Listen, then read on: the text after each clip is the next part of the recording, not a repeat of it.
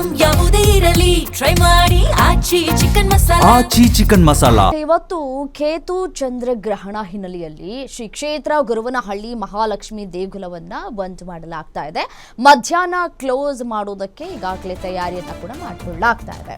ನೋಡಿ, ಇವತ್ತು ಚಂದ್ರಗ್ರಹಣ ಇದೆ, ಕೇತುಗ್ರಸ್ತ ಚಂದ್ರಗ್ರಹಣ. ಸೊ ಹಾಗಾಗಿ ಬಹಳಷ್ಟು ಕಡೆ ದೇವಸ್ಥಾನಗಳನ್ನ ಮುಚ್ಚಲಾಗ್ತಾ ಇದೆ. ಅದರಲ್ಲೂ ಶ್ರೀ ಕ್ಷೇತ್ರ ಗುರುವನಹಳ್ಳಿ ಮಹಾಲಕ್ಷ್ಮಿ ದೇಗುಲವನ್ನ ಮಧ್ಯಾಹ್ನ ಕ್ಲೋಸ್ ಮಾಡಲಾಗುತ್ತೆ.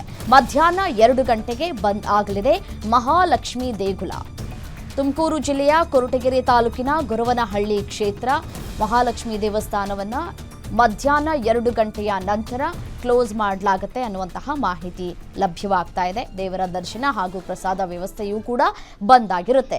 ಗ್ರಹಣ ಮುಗಿಯುವವರೆಗೂ ಕೂಡ ದೇವಸ್ಥಾನವನ್ನ ಬಂದ್ ಮಾಡಲಾಗುತ್ತೆ. ನಾಳೆ ಬೆಳಗ್ಗೆ ದೇವಾಲಯವನ್ನ ಶುದ್ಧೀಕರಣ ಮಾಡಿ ಆ ನಂತರ ಪೂಜೆ ಪುನಸ್ಕಾರಗಳನ್ನ ನೆರವೇರಿಸಲಾಗುತ್ತೆ. ನಾಳೆ ಎಂದಿನಂತೆ ಭಕ್ತರಿಗೆ ದೇವಿಯ ದರ್ಶನಕ್ಕೆ ಅವಕಾಶವನ್ನ ಕಲ್ಪಿಸಿಕೊಡಲಾಗುತ್ತೆ.